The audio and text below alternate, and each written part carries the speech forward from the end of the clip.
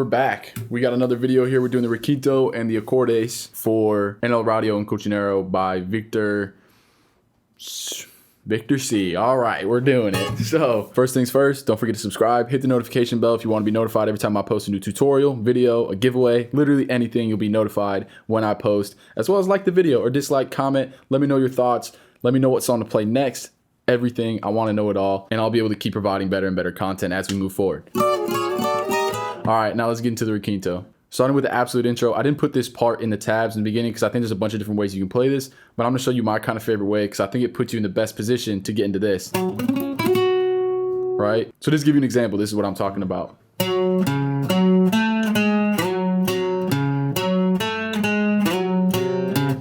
That part. And just a reminder, I am tuned to Re, so everything for me is going to be 2 frets up higher on the fretboard. So me playing on 11 here, that's you actually playing on 9. It should sound exactly the same, right?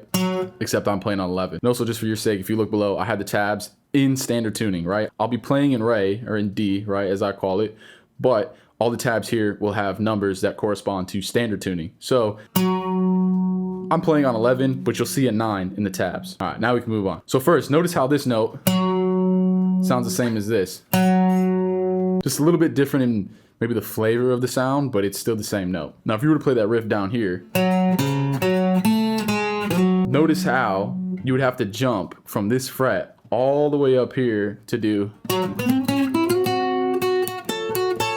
right? So why not just take this little, that part, and put it up here for you, the 9th fret, as you see in the tabs, but for me, obviously 11th.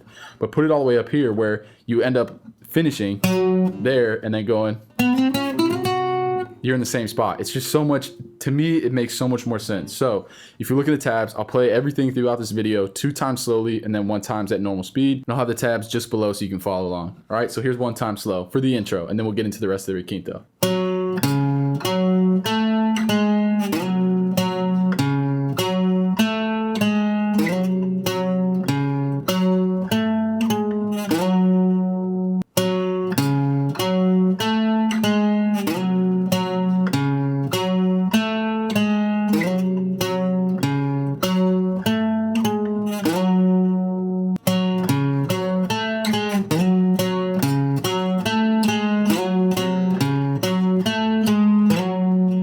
Now, moving on to the second part, we should have just finished off right there. Now, what I like to do is I like to lead off this next little riff with my pointer finger, right? Going, because to me, it's super easy to just go 1, 2, 3, 1, 2, 3 with your fingers, right? So when you finish that last little piece going, you do get a little break right after hitting that where you can just replace your middle finger with your pointer finger and then play from there. So this next part goes like this.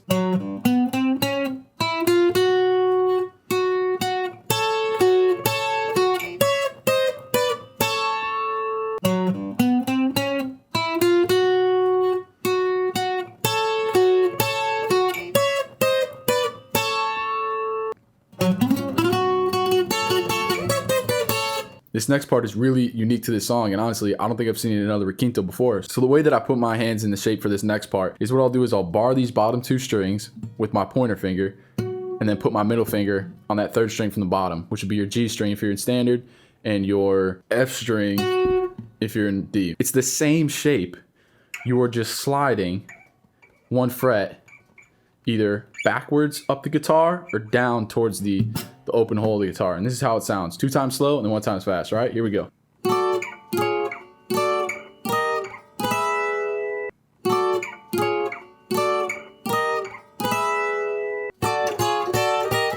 Now, immediately after hitting this last piece, you're gonna take that ring finger, pop it up.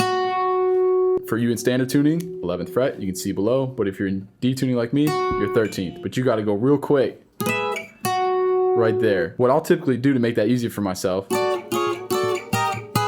I'll just hit this instead of sitting on it, right? I'll go, and I'll just go straight like that. Instead of holding that note, you still get it played like that, but instead of holding it, it gives you time to get that finger over and do this next part, which just sounds like this.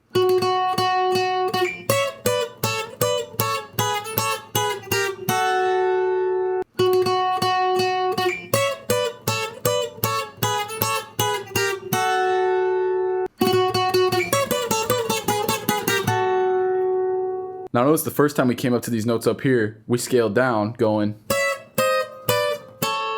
Where now that little chromatic step down, we're doing it up here. If you didn't notice that, I'll play it again for you.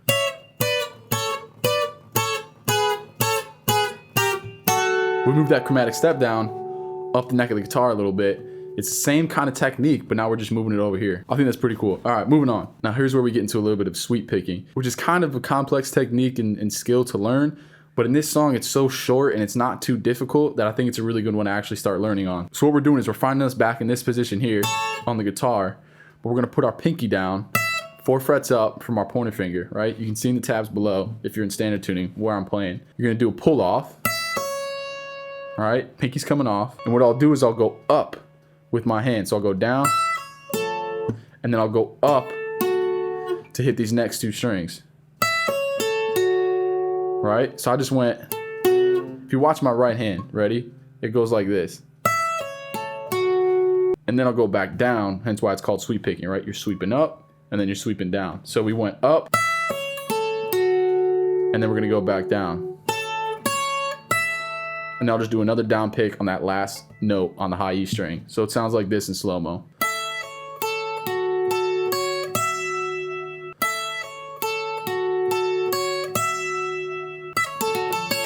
And then this last little piece of that section is actually pretty easy. It's just a chord that you strum twice. Right? And what we're doing there is taking your middle finger, 3rd string from the bottom, pointer finger 1 fret back, and then your ring finger on the bottom string there. So it sounds like this. I'll play it string by string first.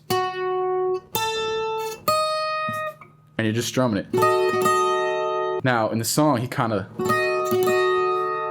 a little bit of flavorful with it, right? He's doing a little instead of like that. So try to get that flavor in there. It's not necessary, but it kind of adds to the mix of the song, right? So the whole thing involving the sweep picking.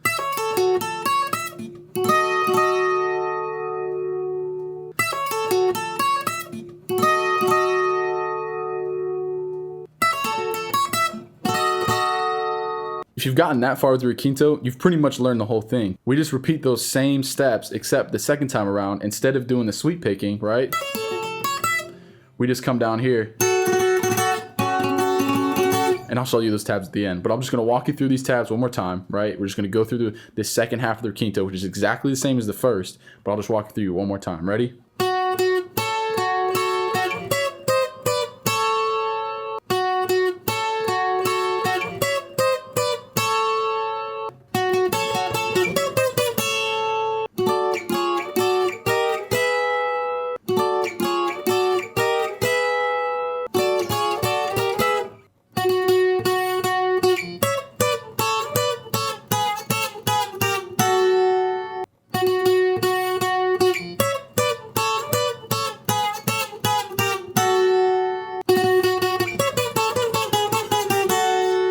Now, we've made it through pretty much the entire requinto. This is the last part. You know, you end up on this chord right here, which for me is gonna be the 7th and the 9th fret. For you guys in standard tuning, if you look below, it's your 5th and 7th fret. And what I do is just kind of like gallop fast strumming, right? It's not super fast because you get to kind of gallop into it, so your arm gets a little bit of a break. But what you'll do, I'll play it 2 times slow, and then you'll hear it full speed and it'll make more sense. Ready? So here we go, first time.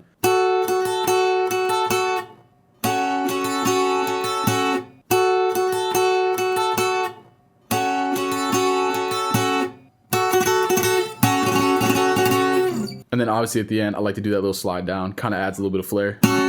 Like that.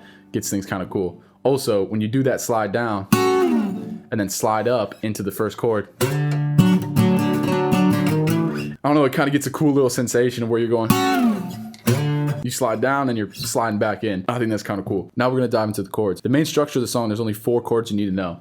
And it's only 3 shapes. So our first shape and our first chord, we're gonna be sliding right into here. For you guys in standard tuning, that'll be your 5th fret. We're gonna slide in. Doesn't matter where you slide in from, you can come from all the way there if you want to. I personally always do it about 3-4 frets back. I just kind of guess. You can do it anywhere, but for me, I like to kind of just jump a couple frets back and then get in there. So this first chord, we're gonna go middle finger on the 2nd string from the top, right? For you guys in standard tuning, that'll be your 5th fret. You can see in the diagram there. The numbers on the bottom are what fret you're playing, and then obviously the dots will show you what note that is for the exact fret you're playing on. But all you got to worry about is what fret and what finger you're putting on there, right? So first, your middle finger, 2nd string from the top. We're gonna be hitting that 5th fret for you guys. Me, it's the 7th fret, I'm in D, right? So now, we're there, pointer finger, 1 fret behind, right? So for you guys, it's the 4th fret. And then pinky finger, the next string below that, you'll be on the 7th fret, right? I believe that's what that says. But for me, obviously, it's 7, 6, 9. For you guys, 5, 4, 7, I believe. There you go. There's the first chord. It's just those 3 notes. And this is a very important shape to know. You see this shape in a lot of songs, a regular little 3-note major chord. So getting into the next chord, it's so perfect to do this way, where you go middle and then ring, and then you slide your ring to the next spot, and that sets you up for the next chord. That C7 shape. Right? So that C7 shape, if you've seen it before in another video of mine, I have the shape down here. What you're doing is you're gonna put your ring finger right here for you guys the 7th fret in standard tuning, me the 9th fret. You're gonna put it on the 2nd string from the top, middle finger, 1 fret back. Obviously we're just gonna keep going this way with the strings, right? So when I go to the next finger, we're moving it down 1 string each. So right, we go ring finger, 2nd string from the top on the 7th fret, 1 fret back, 1 fret back, so going this way. You can see my fingers. And then pinky finger on the next string on the same fret as your ring finger is, right? Just down 2 strings. And then this pointer finger will slip right up here on that 2nd string from the bottom, the B string in standard tuning, on the 5th fret for you guys in standard tuning as well. For me, 7th fret, D string, right? Gives you that 7th chord, or that C7 type shape. So the first 2 chords. Now it's the same shape, you just slide it down 1, 2, 3 frets. Now that can be kind of tricky, right? Moving that quickly between chords, but because you have the same shape, it's gonna be a lot easier. You just gotta practice. You just gotta practice moving your hand up and down on the fret. So the 2nd chord we had, now keep those fingers right there and just slide it all back. So for you guys now, your ring finger will be on the 4th fret, for me the 6th fret, because I'm in D standard tuning 4th fret, right? So the next chord we got, we're staying in the same box, right? This 3 fret box here, and we're going to this little minor chord where we take from the 3rd string from the top, so 1, 2, 3. We're gonna put our ring finger right there on the 4th fret if you're in standard tuning, right? You see it right there. 4th fret in standard tuning, 6th fret in D. And then back 2 frets from where your ring finger's at. So 1, 2, you're gonna bar those bottom 3 strings. You get that chord, right? And with the bass included. Pretty cool, right? So just to give you a reference of where we're going, it sounds like this.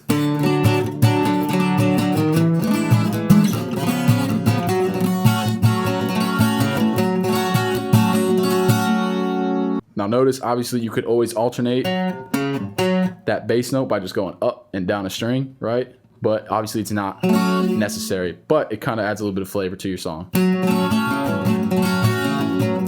So one more time, just so you can kind of get the gist of where we're going with it. So what we do first, right? We slide up.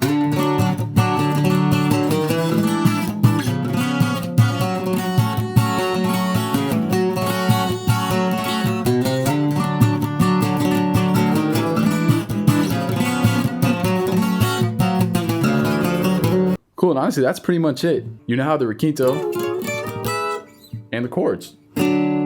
All right, y'all, that's it. It's a pretty simple song structure-wise. There's some interesting techniques which you'll have to pick up and practice, but honestly, overall, a really great song to learn on. So, as always, I'll have links in the description to everything that I use. My mic, Earthworks Audio. I freaking love you, Nick. Seriously, man, this mic is amazing. I say it every video because it's true. I freaking love it. Also, Justin, appreciate the guitars. I got a 6-string bracket there that he just sent. I have an unboxing video, which I guess I'll tag like here or here or something like that. And then obviously the 12 string, this D'Angelico, $350. It's one of the cheapest 12 strings you can get, but it's, in my opinion, it's so freaking good. I have my Takamine like right there, and I haven't played it in weeks. Like ever since I started playing this, I can't stop. It's just got a really good tone as far as corridos and requintos come. So I have links to everything in my description. I have everything from this video, and also I link my website, so you can find anything else I've used in any other video. But if you're looking for something specific to this video, strings, all these picks, I mean, the mic, everything. I'll have specific links for those things in the description. Also, most of y'all know me probably from TikTok, but if you haven't checked me out on Instagram or you're just finding me now on YouTube, go ahead and check out my TikTok, my Instagram. My name is Seth Cottengim everywhere. I'm consistently posting all sorts of content, and I do a lot of other fun stuff outside of music. So go ahead and check me out on those platforms. Follow me, do whatever you want, message me. And if you have literally any questions or any suggestions,